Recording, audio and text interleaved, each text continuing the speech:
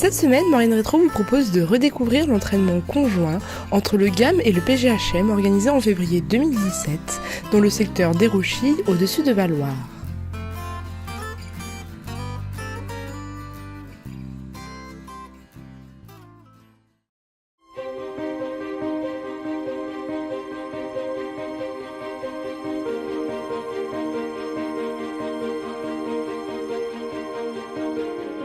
Lundi 13 février, un entraînement conjoint entre le GAM et le PGHM était organisé dans le secteur d'Hérochilles, au-dessus de Valloire.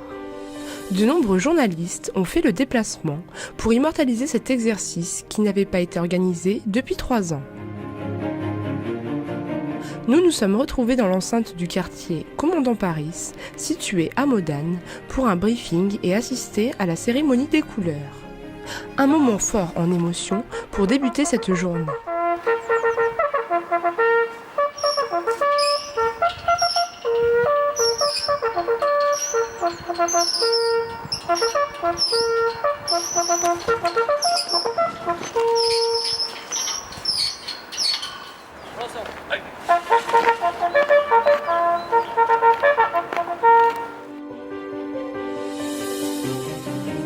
Puis, direction Valloire, où nous nous sommes rendus au secteur d'Hérochilles, en VAC, pour assister à l'exercice avalanche.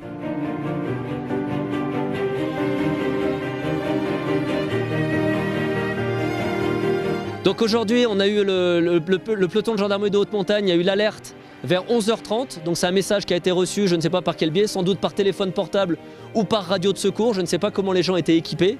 Donc c'est quelqu'un qui a vu l'avalanche et à la réception du message d'alerte, comme la météo est très mauvaise en théorie, l'hélicoptère ne peut pas voler, ils ont demandé aux militaires s'il y avait des gens sur zone et par chance il y avait des gens dans le secteur du camp militaire d'Hérochilles qui se situe à peu près à 20-30 minutes du lieu de l'accident. Donc ça a permis de déclencher rapidement 6 militaires qui ont été renforcés après par 4 autres. Et pendant ce temps-là, tous les gens de la vallée de Modane en fait, se sont mobilisés par la route et sont venus avec des engins, des chenilles, des motoneiges ou des véhicules articulés pour alimenter au fur et à mesure le chantier et apporter de la main-d'œuvre.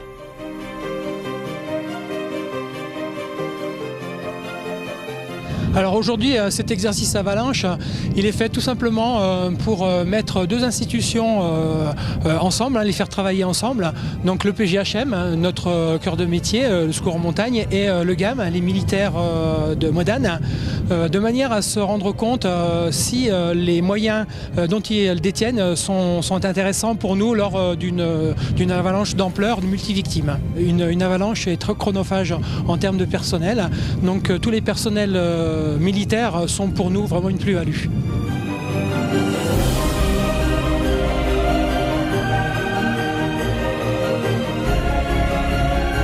Et ça permet en fait, ce qui est très bien, c'est que nous au début on est intervenu rapidement avec nos appareils de recherche de victimes en avalanche, avec nos sondes et Doppel.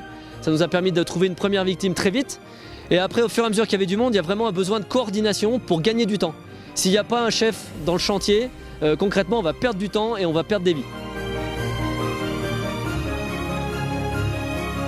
Une organisation hors norme s'est mise en place lors de cet exercice pour gérer la trentaine de secouristes présents sur les lieux.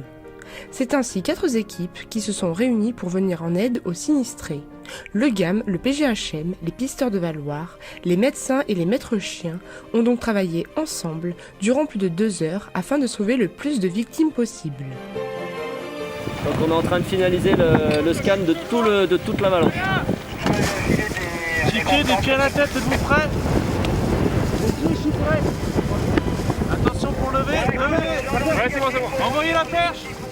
Ok, Pilou, toi, tu t'occupes de la victime découverte, c'est correct? Ouais, affirmatif, je suis avec 2 militaires. Et ben voilà, et ben écoute, tu peux donner au chef d'opération, au COS, le bilan. Toi, tu peux donner les bilans et tu donnes le numéro qu'il y a sur la fiche. D'accord, numéro de blessure. Les chances de survie lors d'une avalanche dépassent très rarement les 12 minutes. Au-delà de cette durée, le risque de décès est très important. Il est donc essentiel pour les équipes de secouristes d'être sur place le plus rapidement possible. Le traumatisme, ça tue tout de suite, on va dire. L'asphyxie, il faut quelques minutes. Et puis après, quand on a les gens qui se retrouvent en hypothermie, il faut quand même du temps pour que l'hypothermie s'installe et qu'elle s'exprime par un arrêt respiratoire, par un arrêt du cœur. Là, on a plus de temps. Et on peut dégager des gens comme ça au bout de plusieurs heures qui n'ont pas de signe de vie. Et si on réussit à monter une chaîne de secours pour les amener jusqu'à l'hôpital universitaire, on est capable de les tirer, de les réchauffer et de les voir se réveiller sans séquelles.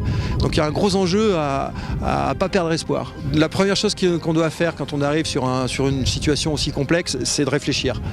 On ne se lance pas dans des soins sur la première victime qui est venue, qui est dégagée.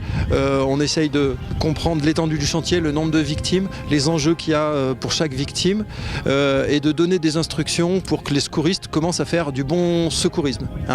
Là, le premier médecin, il était hors de question qu'il fasse ce qu'il a l'habitude de faire quand il n'a qu'une seule victime. Et on est en dépassement de moyens dans ces cas-là, donc on fait moins de choses, mais on essaye de s'occuper de tout le monde, et notamment ceux qui ont une chance de survie.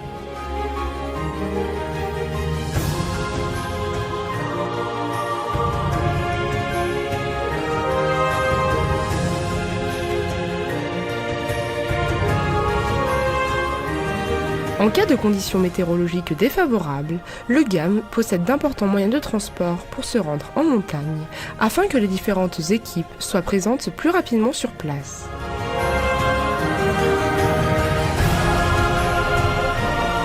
Ils ont des véhicules à chenilles, donc ça a permis de faire monter du personnel et du matériel au plus haut, au plus proche de l'avalanche, et de pouvoir évacuer les victimes jusque sur le parking où ils sont pris en compte par les ambulances. Alors là, comme on fait un exercice avec les moyens de l'armée, des troupes de montagne, ils ont des véhicules spéciaux qui sont les seuls à avoir, et on va s'en servir pour faire la chaîne d'évacuation des victimes. Ouais. D'où l'avantage de régulièrement travailler avec eux, faire des entraînements, parce que ils ont déjà participé à des secours à notre demande. Un exercice indispensable pour s'entraîner et être le plus performant le jour où un accident similaire se produit.